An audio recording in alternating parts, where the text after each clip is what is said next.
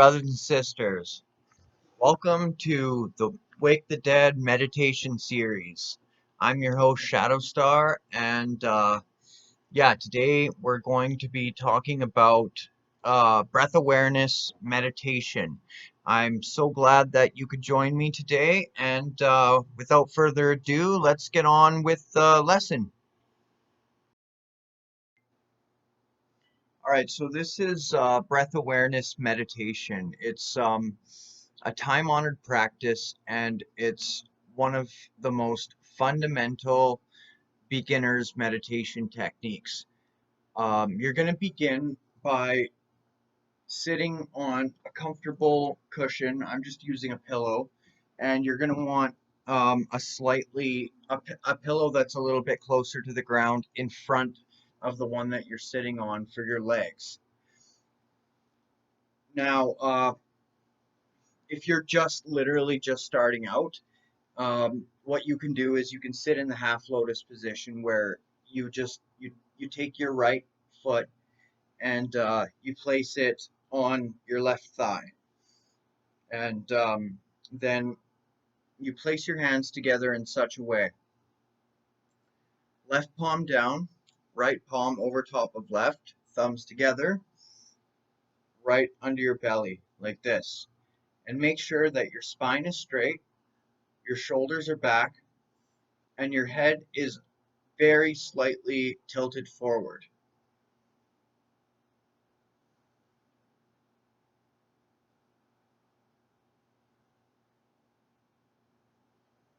Now, some meditation instructors would suggest closing your eyes entirely to tune out the outside world.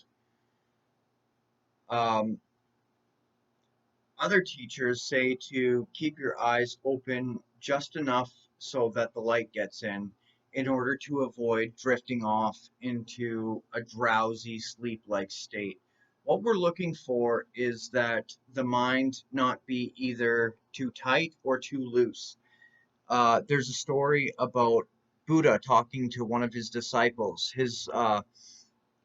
This particular disciple played the sitar, and he asked the Buddha, "How do I go about meditation?" And the Buddha replied to him, "When you're tuning your sitar, does it sound good when the strings are too tight?" The disciple said no. The Buddha asked, "Does it sound good when the strings are too loose?" And the disciple said no. And the Buddha said, "How you get that beautiful sound is have the strings just tight enough and yet loose enough to produce the proper sound. And that's how you make beautiful music with the instrument." Of course, I'm paraphrasing, but that's the basic gist of that parable. Um, so the reason that we sit in the lotus position, first of all, is to keep the spine straight. When the spine is straight, um, the chakras can flow freely, and the Kundalini energy flowing through you won't be blocked in any way. Another reason that we sit in the lotus position is for the sake of not falling into a state where you're too drowsy, and some people will either fall asleep or fall half asleep, and that's not what we want. We want something in the center. The third reason for sitting in the lotus position is that it's uncomfortable, and by being mindfully aware of the pain instead of attaching to it, it's almost like fuel for the fire of your consciousness to awaken, and it gives you that much more motivation and incentive to focus. Because if you don't focus, then the pain will just take over all of your attention, and it'll defeat the purpose of the meditation. Okay, so once you're a little bit more advanced, you can move into the full lotus position.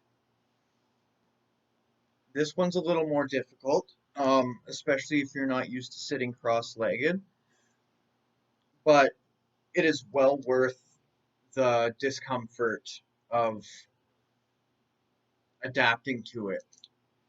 Now, the way you're going to position your hands is left palm down, right hand over top of it, thumbs together by your belly. You're going to start by taking, I would suggest closing your eyes and take a deep breath, not just with your lungs, but with your diaphragm. So pushing your belly out to the count of 4. So now you're going to hold it for 4 seconds and release it. 2, 3, 4. And now repeat that again.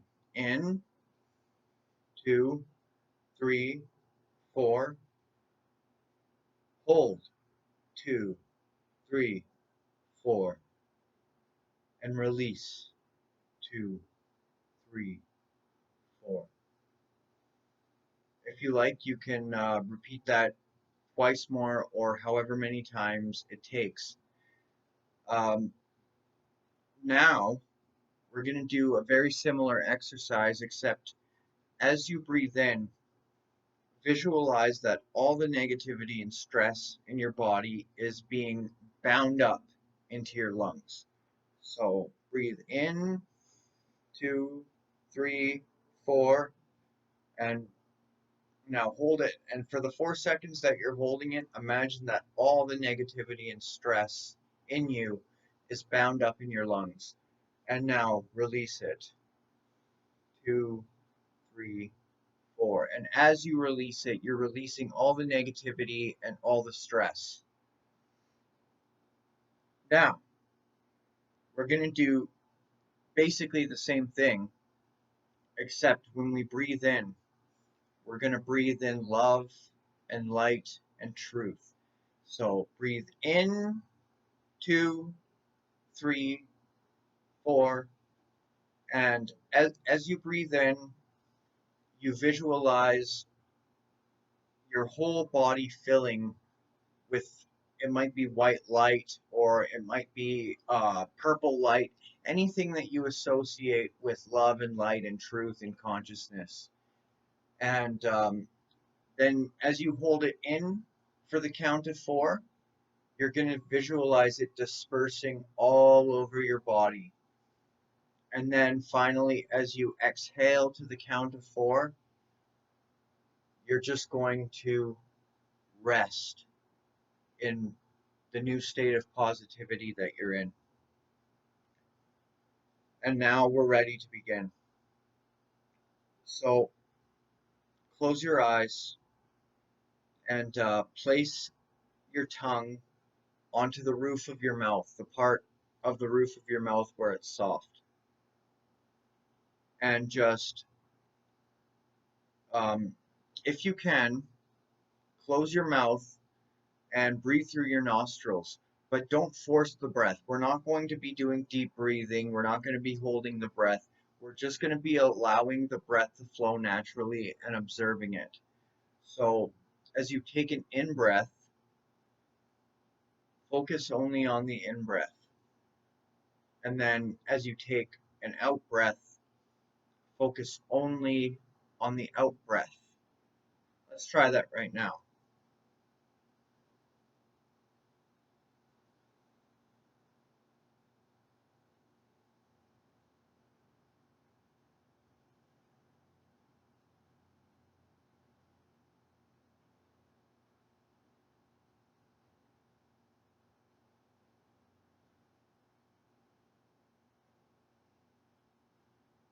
Now, your mind is going to wander. Every now and then, a thought's going to come into your mind. It might be, God, this position that I'm sitting in, it really hurts. It might be, why are we doing this? What's the point of this? Um, It could be any number of things. You might be thinking about what you're going to have for dinner. Um, and again, I'll suggest that you might be very distracted by the pain of just now learning to sit in the lotus position. But that is when you simply be aware of the thought. Don't judge yourself for it. Don't beat yourself up for it. Just be aware of the thought, accept it, and return to the breath. This isn't about doing it right the first time. This isn't about being able to focus on nothing but the breath the first time. That one of the greatest hindrances to meditation is when your mind starts to wander and your ego jumps in and says, "Oh crap, I'm failing at this. I suck at this." Well, no. The, catching your thoughts as they arise and being non-judgmentally aware of them and returning to the focus on your breath is the very point of this exercise, of this meditation. When you're first beginning, you're probably going to have to be catching, becoming aware of thoughts and returning to the breath all the time. But gradually over time, as you practice, you'll get to a point where you sit down to begin your meditation 1 minute, and then 15 or 20 minutes later, your alarm or whatever you set to tell you when the meditation's over is going to be going off. You'll go to a place where you're not even perceiving time anymore. You're fully conscious, you're fully aware, but you're free from your thoughts. And this practice doesn't just calm you down in one particular situation. This is going to change and affect every single aspect of your life if you commit to it every day. Now, a few pointers. I would suggest when you're first starting out, choose a specific time every day that you are going to meditate for, let's say, 5 minutes.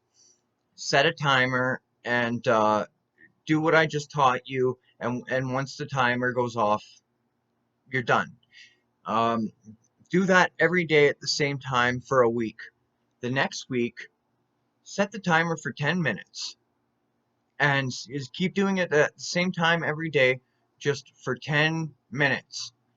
And then on the third week, you can move your way up. You can work your way up to either 15 or 20 minutes. Some people prefer 15, some people prefer 20. Um, and keep doing that at the same time every single day. And eventually, it'll be not just a habit, it'll be something that you look forward to doing. Um, if you want to expand upon this practice, you may start doing it twice a day, or if your schedule permits, you might start doing it 3 times a day. I would not recommend doing more than 3 15 or 20-minute sessions a day. Um, just because you do it more isn't going to make it more effective or more transformative. Um, yeah, doing 3 20-minute meditation sessions a day in in my personal experience is plenty, because it's not just going to affect you during the actual meditation. It's going to you're going to start becoming more consciously aware of your thoughts, and you're going to start focus wanting to focus on your breath. It's going to change your whole state of consciousness, and I can't explain how. It's something that you're going to have to work at and figure out for yourself. And for now, that's all you need to know about meditation. It's very simple. If your legs are injured and you can't do the half lotus position, you can't do the lotus position, then sit in a comfortable chair with your feet touching the ground in such a way that you can keep your back straight. It's very important that you keep your spine straight. And the last thing I want to suggest is the aroma, the aesthetics. You might want to play some peaceful meditative music. You might want to sit by the river where all you can hear is the water flowing, or go out in nature where all you can hear is the birds chirping and the stillness. Um, or you might choose to just wear earplugs. Like, let's say you live in a dorm room in a college, and you can't escape the noises of either the city or your roommates, and headphones aren't an option for whatever reason, you can just wear earplugs. But eventually you'll get to a point where no matter what kind of noise is going on around you, it won't matter. You'll still be able to just keep focusing on the breath. And when you put up things like, maybe surrounding yourself with candles and pleasing incenses, and just set the aroma and set the mood for meditation, it helps you get into the right mindset to meditate.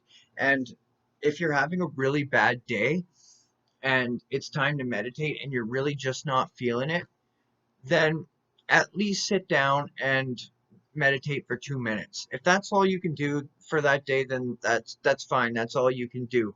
But at least do something and make it a habit to do it at the same time each and every day. Um, and that's all I have to say for now about the breath awareness meditation. Um, this is going to be a new series. I'm going to be releasing a lot of videos about meditation classes. I'm going to do guided meditations. I'm going to talk about different types of meditation. I'm going to talk about working with the chakras and opening the third eye and all sorts of things. So stay tuned and blessed be.